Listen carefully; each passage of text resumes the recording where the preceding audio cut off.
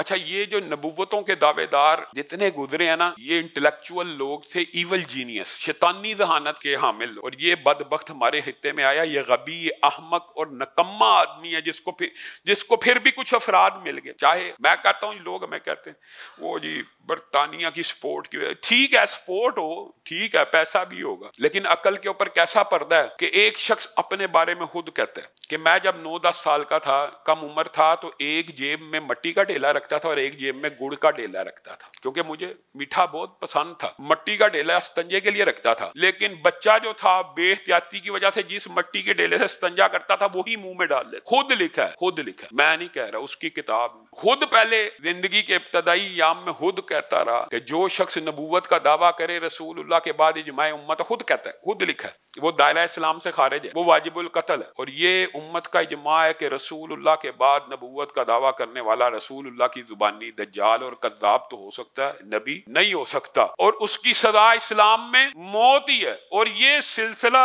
مسیلمہ کذاب یا اسود انسی سے لوگ سمجھتے ہیں یہ طلحہ صدی، یہ وہ، ان لوگوں کی وجہ سے یہ ان کا عقیدہ ہے. یہ ہر صدی میں متواتر عقیدہ رہا ہے. جس نے نبوت کا جھوٹا دعویٰ کیا ہے اس کے پر فقہا نے اور اجماع اس کو قتل کرنا ریاست نے، اور قتل کیا حکمرانوں نے. سب سے خوش آئند بات یہ ہے، اس نے رسول اللہ کی توہین کی، صحابہ کی توہین کی، اہل بیت کی توہین کی.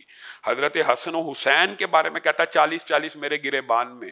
ابو بکر و عمر کے بارے میں کہتا ہے وہ میری جوتیوں کا تسمہ باندھنے کے لائق نہیں، انا للہ و انا. اور پھر یہ کہتے ہیں اس سے نرمی کرو. لعنت ایسے عقیدے کے اوپر، اس کے ساتھ نرمی نہیں ہو سکتی. حضرت فاطمہ کے بارے میں کہتا ہے حضرت فاطمہ میرے سامنے برہنہ ہو گئی تھی، اس سے شخص کے اوپر لعنت ہو. اور یہ دجال اور کذاب تو ہو سکتا ہے، نبی.